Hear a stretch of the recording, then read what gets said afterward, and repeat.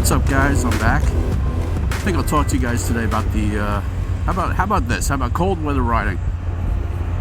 I mean, it's December. It's coming up on Christmas and New Year's and all that jazz. I do live in the Northeast.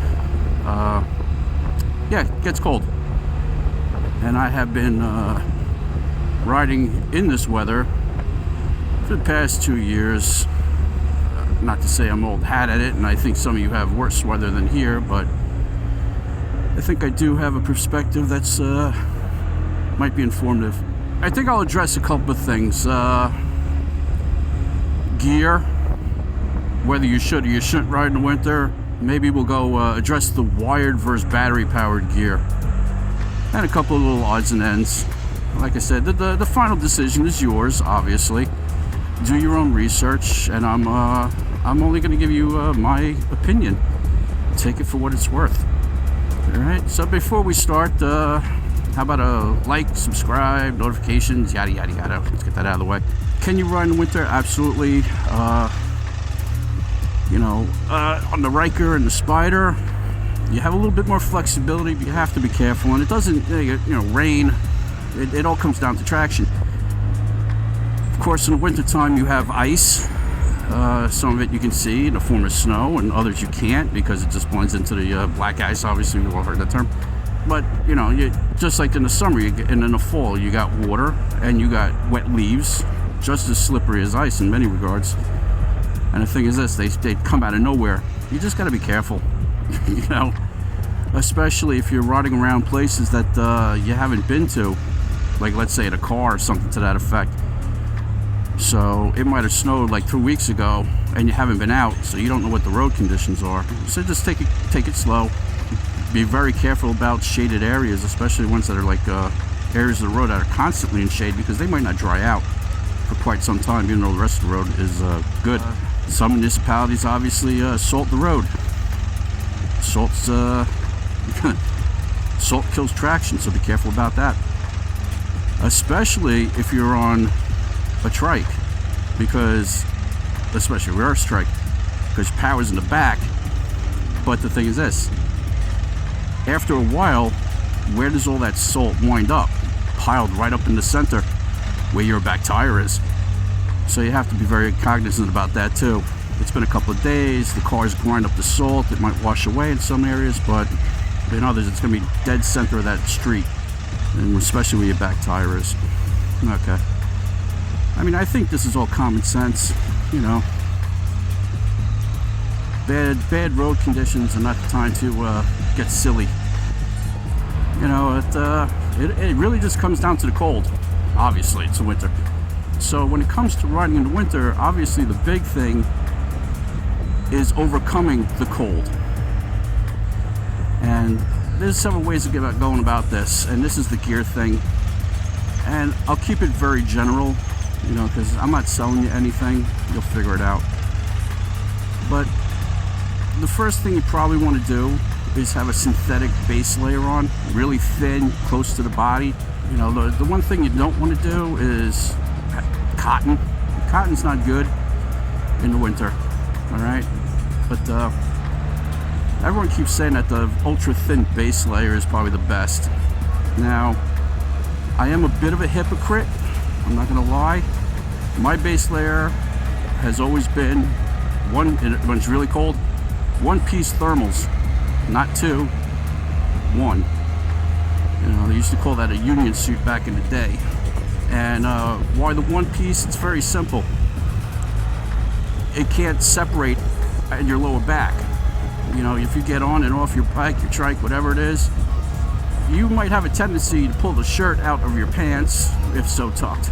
Or you might have a gap, and then once the cold air gets in there, for a lot of people, it kind of gets stuck there.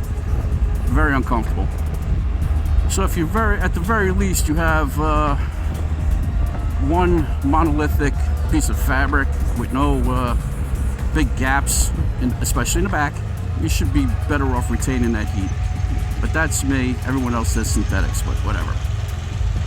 Now, you got to kind of understand how insulation actually works. Okay, think of your house.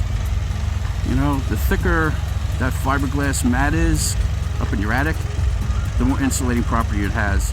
You got options. You can put on several very thin layers, which you know, obviously if you have multiple thin layers, if you get hot or you get, you know, if you get cold, or if you have them stored about you, you put them on, you take them off as need be. When it's really cold out, you could get really marshmallow man-y real fast, because it's the thickness. For the most part, that's where the insulation is. More thickness, more better.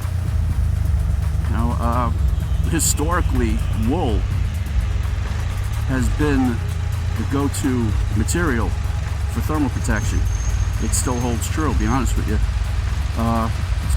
One of the only materials you can wear that doesn't lose its insulating capacity once it gets wet. And one of the things is you will sweat, because you can never get your layers dialed in exactly. It's just not going to happen. It's not the cold that does it. It's the way that the cold air sucks the heat away from you. So what you want to do is put as much barrier between you and the cold as possible. You want to have something against your skin, like I said, synthetic, to wick away the moisture. You know, wool can get itchy. I have the one-piece thermals, maybe a wool layer, and then a shell to protect and hold in all that and be a barrier to the wind. And quite frankly, if you want bang for the buck, I mean, I have to go with leather, a very heavy leather, not like a fashion leather, real heavy. That way at least you have protection from the road. And the thick leather, it does take a little while for the wind to get through it and cool it off enough that it might affect you. But you know, modern synthetics that it'll kind of seal. The thing I want to tell you is this: it's like, and this is obviously my opinion, it is it's that middle layer, that wool or that fleece or that whatever you want to stick in there between the shell and your skin, or your base layer and the shell. That's where you have a lot of options. Me personally, I have gone away from the material itself into electrical, heated gear. That's and this is where you place that layer. So it's in your pants or it's under your jacket, one of the two. Now the nice thing about heated gear is if you go with a layer that's might not be heavy enough, you compensate by turning it on and it heats up. And the nice thing is this: it's not as bulky as the layers you might require. It has more control because, like I said, if it's on the cool side and you just maybe get away with just taking it up one notch on its heat setting, and you'll be comfortable without sweating. And if conditions get worse, like I'm going somewhere tonight and it's gonna be right about freezing, it's not gonna be 50 degrees. So what am I gonna do? I'm putting my heated gear to its highest level, and it should be fine. I've done it before, but I don't have a ton of bulk, and then when I go to where I'm supposed to be, I turn it off. I can usually lose the shell and just walk around with the with that mid layer on. I'll talk about heat, wired and battery powered near the end, so please stick around. The other thing is actually battery powered gloves. Once again, I've had a couple of pairs in my time, and I'll be honest with you, I would go with the leather ones. They're more pricey, obviously, but the leather blocks the wind really well. I've had the fabric ones, and they don't retain the heat. And obviously they come in battery powered options as well as wired. And there's pros and cons to both. Now for pants, I usually don't get too cold in my legs, so I have not invested in heated liners for my pants. But I do wear Kevlar lined jeans, And I find that layer of Kevlar is actually, well, hopefully I never find out how good it is when it hits the road. But what I do know is it's good at cutting the wind. And there are armored pads in the knees. And the nice thing about those is they kind of keep the fabric off of your skin. Obviously, there's boots. You know, these are my old work boots. They are insulated. If it gets really cold, I will throw wool socks on. Those are really good because your feet will always sweat. They will still retain their insulation even when a little damp. And if it gets really atrocious out, I do have battery-powered insoles that I could slip in there and turn on and keep the old toe box toasty. So there's, like I said, there's options to combat the cold, and they're not outrageously expensive, but they can be. They can be. I know a lot of you guys, even if you don't live in the extreme cold, you know, you got early morning riders and stuff like that, and what happens is your visor fogs up. I find the most reliable thing is a Pinlock, if your helmet is so equipped. So if you bought a helmet, you don't read the instructions, and you see like there's like a little pin over here on the side by your, I guess you would say, right on the sides of your eyes. Those are the pins. And there's basically, a Pinlock is nothing more than a piece of plastic with a silicone gasket around it, and it hooks on the inside of your visor onto those pins. And what it does is it separates this cold visor from your wet breath, and it doesn't allow it to stick. Okay, it doesn't condense into the fog. Now, in this particular helmet, I was riding into work a couple of times when it was below freezing, and this whole bottom portion that isn't covered by the Pinlock, it didn't have fog in it. It had ice in it. But right above it, where the Pinlock was, crystal clear, no issues. And you don't need to take them off. They can stay on year round. That's what I do. You know, if I'm going to recommend anything, that would be it, especially if it's cold. Motorcycle gear and snowmobile gear, which is ironic since I'm riding a summer snowmobile, there's a lot of crossover. So if it's really, really cold, then maybe you should look at take a look at the snowmobile gear, wired or not wired. Now, wired does have some really good benefits to it. And number one, it comes on really fast. It gets hotter than batteries, and as long as you're plugged in, it's not shutting off. You're not going to run out of batteries. So obviously, if you're the type that's going to get on your bike, trike, whatever the hell it is, and you're going cross country in the cold, unless you want to switch batteries or carry 30 batteries, then you're going to go wired. I think that's a no-brainer. Now, there are some downsides to wired. Number one being, it's wired. You're got to plug into your bike. You also have to be very careful. You have to test how many amps does all your gear, when it's on and on high and working, because they do have thermostats in them. Like when it's drawing its peak amperage, can your bike or trike handle it? And here's the other thing with a wired system, you're gonna yank those connections because you're gonna forget that you're plugged in, and when you step off, you're gonna yank that out.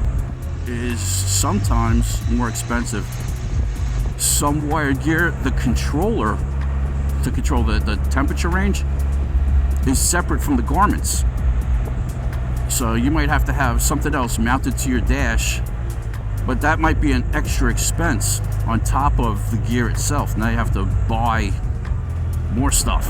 Another benefit of the wired itself is with one connection, sometimes you could plug in all the heated gear on one circuit and be head to toe. I am not a long distance rider in the cold. I do not rock wired gear because my trips are relatively short. So what's your option? It's batteries. Now some, like right now I have a Dubu jacket. This is my first season with it. It's working well so far. I do have it cranked up to medium right now, and it's running a little hot. But that's okay, because I don't care. I'm not going to be out for that long, so I don't have to worry about draining the battery and junk like that. But I am a little on the warm side right now, and I'd rather do that than be cold. Now, the nice thing about this jacket, it's 12 volt. So theoretically, I could plug it into the bike and run it off the bike instead of the battery. I do have a heated vest. Heated vest is nice. It has a different battery. The gloves are 7.5 volt, I think, or 7.2. Different battery. I do have heated insoles, battery-powered insoles. Batteries built in. I do have battery-powered socks. Different battery. So you can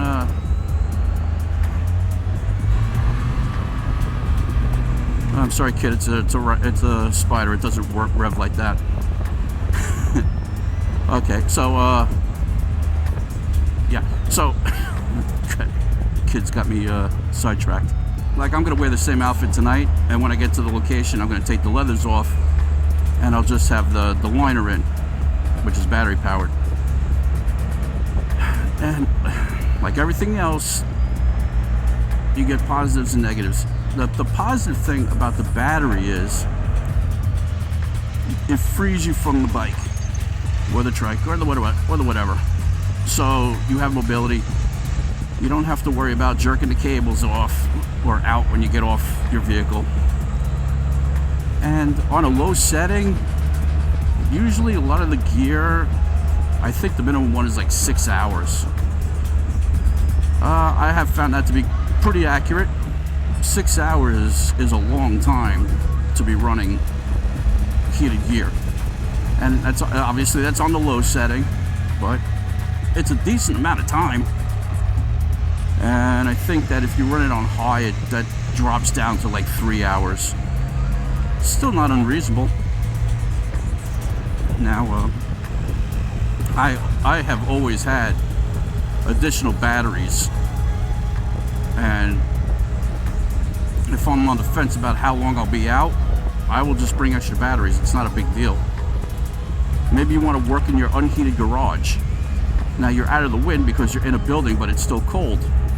You can just throw your heated vest on, your heated jacket, inside your garage, work on your projects, and be good. Charge the battery and get on your bike, get on your trike. But I think the big thing is how far you going.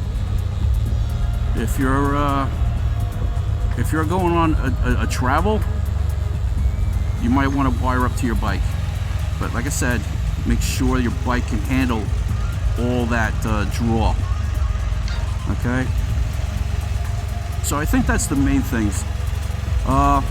Another thing, well, there's another couple of things. Heated grips. Okay, what you'll find with the heated gloves, they heat the outside, not the inside. That might vary, but these gloves, which are really good, I really enjoy them, they don't heat on the inside. So you got your heated grips on the inside, heated gloves on the outside. Another thing, windshields. Windshields are a lifesaver. It is probably one of the best things to keep the cold off you. No matter what else you do, a windshield that's big enough will deflect enough of that wind chill. Yeah, so one of the other things that's really big, and probably the biggest bang for your buck, believe it or not, is a windshield. You throw a big enough windshield on, and it will block a hellacious amount of wind from hitting your body. And like I said, that wind is what's going to draw the heat away from your body. So, and that doesn't need to be permanent. Like on my Ryker, which I'm not on today, but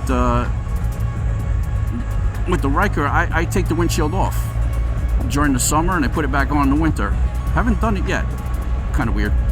But I don't particularly like the way it looks, but it does work. It really does keep a lot of wind off your chest and head. And everyone will have their own idea of how to slay the dragon. I don't think anyone's particularly wrong. Another piece of advice I'd say is this: preheat. Preheat. If it's really cold out, don't wait till you're outside to turn your stuff on. Another thing is balaclavas. Okay, balaclavas are really good. I need them year round because I can't get my big ears in my helmet. If you have a heated vest, usually there's an element on the back of your neck, and that could get pretty scorchy. So the balaclava keeps it from scorching the back of your neck, because you really don't want heated gear on your bare skin. It does also keep the wind from going up your helmet or onto or down your jacket onto your chest, and cools your core off, which is not good. Okay, the other thing is battery tenders. You know, batteries don't do well in the cold, especially when they have to crank your engine over. Get a good battery tender, okay? And if you live in a place that you cannot put the battery tender on your bike, maybe you want to consider taking the battery out of your bike, bringing it into the house. And if you ride a Spyder or an RT, another thing is this: when you park your trike, put it into neutral, okay? If you have a Spyder, when you park it, put it into neutral. Because the thing is this: when you put the key in and you go to start it, the first thing the Spyder wants to do is put it into neutral. So if you parked it in first gear, it now has to use that electricity that it has to shift it into neutral. If it's already in neutral, it doesn't have to waste that electricity, and that just might be that little margin that gets the bike to start. You know, a lot of us, myself included, we like a smoked visor or dark visor. Here's the thing: if you get somewhere with a dark visor, when you're coming home, it gets real dark real early. And if you've ever driven home in the dark with a dark visor, no bueno. That's not a good time. All right, guys, that's about it. I think I've exhausted as much as I can on this. Like I said, this was supposed to be a very general discussion. Get your mind working and thinking. Things to consider. But at the end of the day, the decisions are all yours. Once again, thanks for watching. Glad you stayed this far. Please, once again, like, subscribe, notifications, yada, yada, yada. I'll see you crazy cats next time. Ride safely. Bye-bye.